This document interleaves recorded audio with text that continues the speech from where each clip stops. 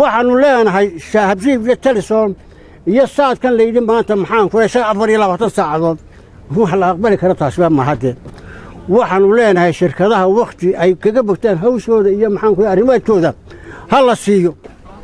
dadku dana weyn bay ku qabaan runtii isgaadhsiinta iyo isticmaalka saadka iyadoo sidaa tahay haddana haddii ay dhacday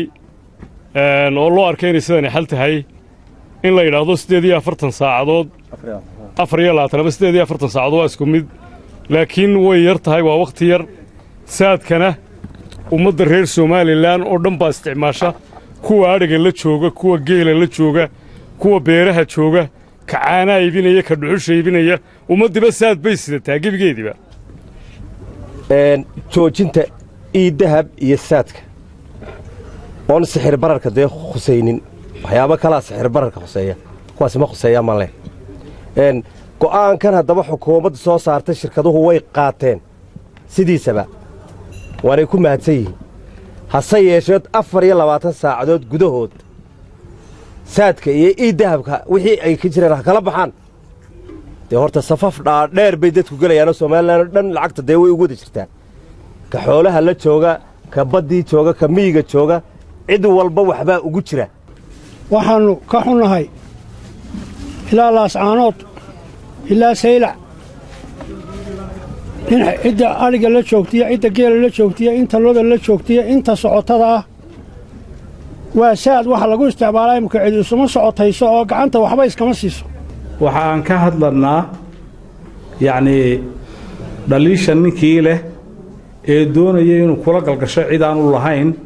aad iyo aad baan uga hadlanaa waana ka xunnahay waxaanu leenahay maamulkan jilicsanay daciifka ah meel wal oo dalka ah markuu soo baabiiyey ee uu masaxay doonaya dhaliishiisii inuu kula galgasho cid aan lahayn aad iyo aad baan uga tacseenahay iyagana waxaan leeyahay dadweynaha waad arkaysaan sida wax la leeyahay iyo sida wax loo dhigayo markaa nabadgelyadiina duulaan lagu yahay nabadgelyaha ilaaliyaan dadku haysna dejiyaan wax dhibaatii ma jiraan niman baa ku shaqaysanaya dambiilayaal waxan hal la isdejiyaan leeyahay waxaan leeyahay ninka gurigiisu quraaradii haw guri dhagaxaha tuurtuurin waxa weeyaan markay ku fashilmeen maamulkii iyo waxqabadkii ummaddu u igmatay ayay doonayaan cid aan lahayn in ay saaraan dhaliisha waad iyo aad baan uga xumahay waxaan sheegayaa dawladda daciifka ah ee runtii xilkeedii ka soo bixi weyday ee doonaysa dadka inay isku dhufato ee doonaysa reeraha inay isku dhufato ee doonaysa inay shirkadaha isku dhufato ee doonaysa dalka inay fawdo ka rido iyagaa fawdo ah iyagaa fawdada wada iyagaa qaska wada abaar baa haysa way dhibaataysan yihiin nimanka shirkadaha ee imika lagu eedaynayo waxaan meesha leekayn waxa weeye Telesom waxaana soo gaadhay warkoodii ugu dambeeyay oo ummaduna ugu mahadnaqday dhaqaalihii ugu faraha badnaa ayaana soo gaadhay wiig hortii 500,000 baanu ka maqalnay inay ku deeqeen dadka masaakiinta ah ee dhibaataysan intaan horta wax lagu dhawaaqin waxay haydin assessment la sameeyo halkeebay sartu ka qurusan tahay sarifku inaynu marka hore la eegaabay iyadoo oo aan assessmentkii la samayn sixir bararkii anigu cidda samaysay assessmentna ma arkayno de lama soo madhigin ayaa wax lagu dhawaaqay waxa weeye waxaan ka hadlaynaa maanta waxyaabahan dalkeena ka taagan haddaynu nahay jamhuuriyadda Soomaaliland ee la xidhiidha howlaha sixir bararka iyo hay'adaha iyo shirkadaha iyo waxa weeye dawladdu dalka dee iyada mas'uula inay dadka ilaalisana mas'uuliyad baa ka saaran inay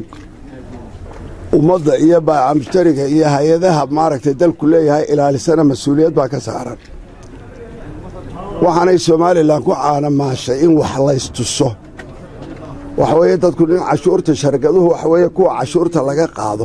dawladduna waa cashuur qaade markaa inay dee wanaag ku wada noolaadaan oo wax la isweydiiyo iyadoo aan qofna lagu tacadiyayn ayaa wanaagsan shirkaduhu xaq bay leeyihiin meel hoose ka soo qaadeen dalkan oo meel hoose ka soo qaadeen hantidoodii bay geliyeen hantidoodii bay maaragtay wax kaga dhigeen wax badan saadka iyo dahabka horta inuu ku jiro sixir bararku dee horta aqoon ahaan iyo tiknoloji ahaanba ha loo taabsiiyo dadka lama aburuus garayn karo dadka dee ha la taabsiiyo ha lagu qanco sixir bararkan iyo boobkan ka jira dadka ha la taabsiiyo anigu waxaan leeyahay dawada meel aan lahayn dee yaan laga daydayn oo arrinteennu yay noqonin ninkii farsamada xumaa ee musbaarka un canaanin jiray sidan arrinta loo maamulayna waa degdeg bay u muuqataa arrinta sidan loo maamulay degdeg bay u muuqataa arrinta in aqoon-yahanada layskugu yeedho oo dabeedna si cilmiyaysan hawshan loo qanciyo ayaa aad u muhiimah shirkadaha xildhibaannaan u wada nahay bacmushtarka xildhibaannaan u wada nahay mid gaara uma hadlayno hadday iyagu fidmada iyo cudurka dadka ay wadaanna dee ha la istaabsiiyo oo ha la qanciyo dawladdu maanta yay noqonin arrintii jiif oo jaqdii oo kale maanta dadka inay ku dhacdo dee yay gurigan dheer intii la dhisaayey saadiyo waxaa loo dhisaayey maxaa loo eeganayey ma in mar qura dabeedna la dumiyo uun anuna waxaan u qabaa ii dahabta iyo saadkan anu waxaan u qabaa inay tahay serfis bulshada wax u kordhinaysa laakiin dee waa la sixi karaa waxaan isma aburuus garayn karno dawladdii soomaaliyeed ee quwadda weynayd bayna aburuus garayn kari weyday arrinta cagtaha loo dhigo wax ka tarayey ee la odhan karayay dadka waa lagu soo caawinayay horta saadkaasu ha iyo ii dahabkaa ayuu ahaa